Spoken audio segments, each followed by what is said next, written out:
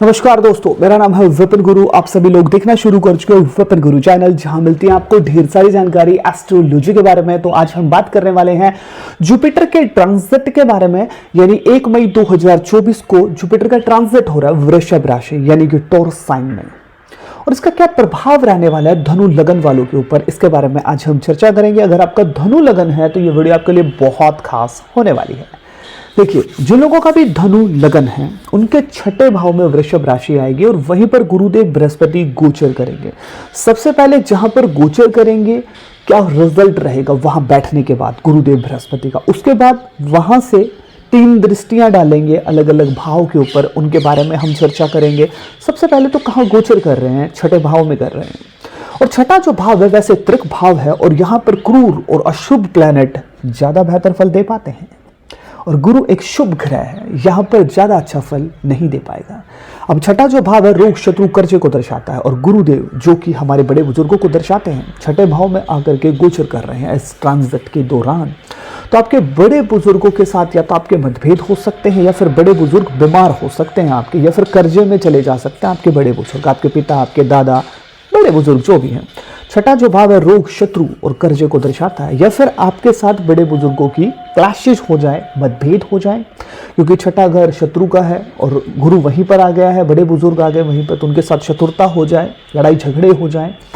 और कर्जे का है तो आपके बड़े बुजुर्गों पर कर्जा हो जाए, बीमारी का है तो बड़े बुजुर्गों को कोई बीमारी मतलब कि झेलनी पड़े, ये सब चीज़ें हो सकती है।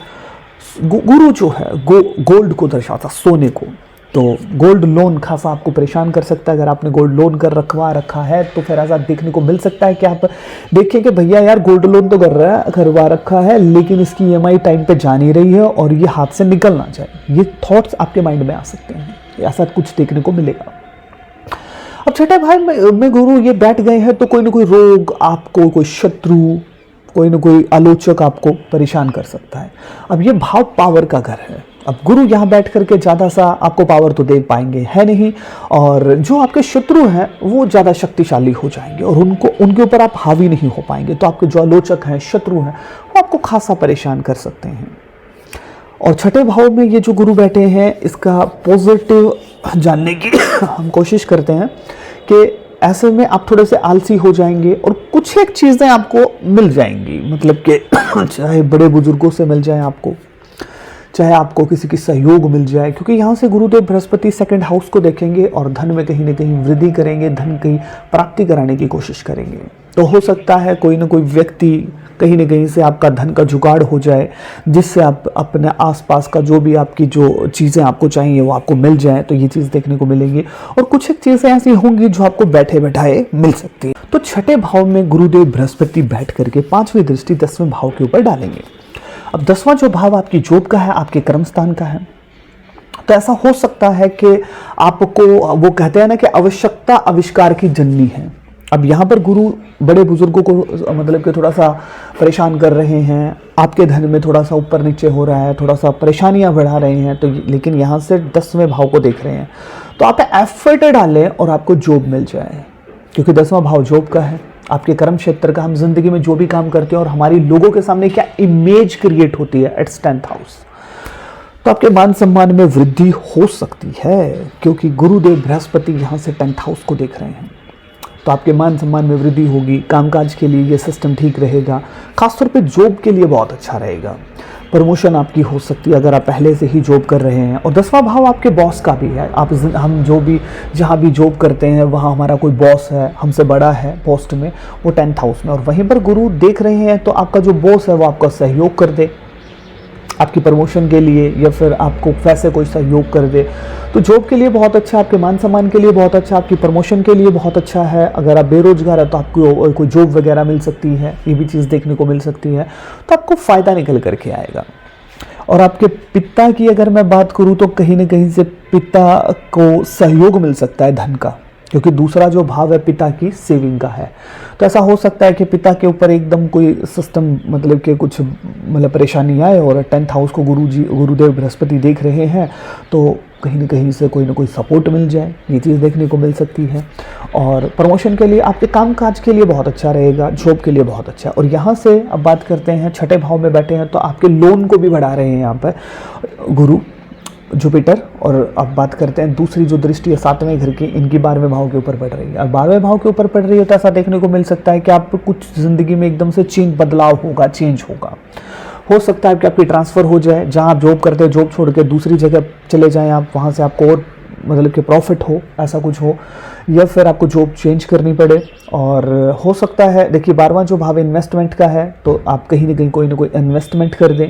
और विदेश यात्रा के लिए अगर आप ट्राई कर रहे थे तो कुछ एक सफलता मिल सकती है आपको, आपकी ट्रांसफ़र हो सकती है, शहर चेंज हो जाए, जॉब चेंज हो जाए, वो भी नहीं हो रही है तो जहां आपकी पोस्टिंग है, आपकी ट्रांसफ़र, जो मैंने कहा था कि प्रमोशन हो जाए तो आपकी सीट बदल जाए, तो कुछ ना कुछ तो बदलाव होगा।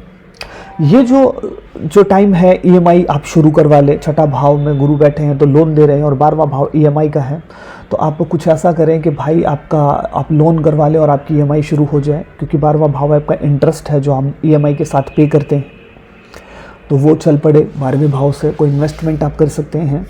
और आपको अगर कोई कोर्ट केस चल रहा था तो आपको थोड़ा सा सहयोग, मतलब कि सावधान रहना चाहिए।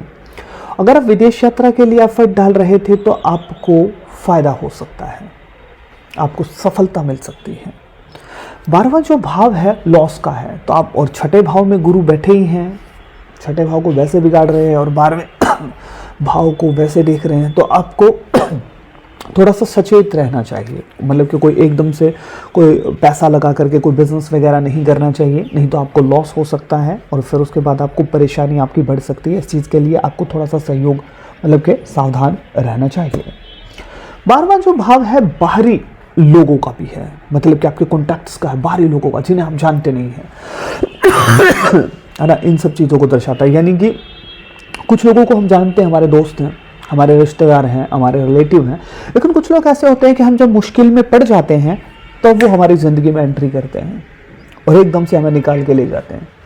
ये जो लोग हैं, ये कौन हैं? ये 12वें भाव से देखे जाते हैं। अब गुरुदेव बृहस्पति 12वें भाव को देख रहे हैं, तो जब जब आप मुसीबत में आओगे तो ये लोग बार बार आते रहेंगे। ऐसे लोग जो आपका मतलब शुभ चिंतक बन करके आएंगे और उससे पहले आप उन्हें जानते नहीं होंगे, फिर मुलाकात होगी, तो ऐसा भी देखने को मिलेगा। अब छठे भाव से 9वीं जो दृष्टि है गुरुदेव जुपिटर की, वो सेकंड हाउस के ऊपर आ रही है। सेकंड हाउस को गुरुदेव बृहस्पति यहाँ पर दृष्टि डाल रहे हैं, तो आपके धन में वृद्धि हो रही है, फैमिली का सहयोग आपको मिलेगा और आप अपनी वाणी से अपना काम निकलवा लेंगे, क्योंकि दूसरा भाव आपकी वाणी का है। खाने पीने के ऊपर आप खर्चा करने वाले हैं। अगर आप कोई बिजनेस शुरू करना चाहते हैं तो सोच समझ कर आपको करना चाहिए।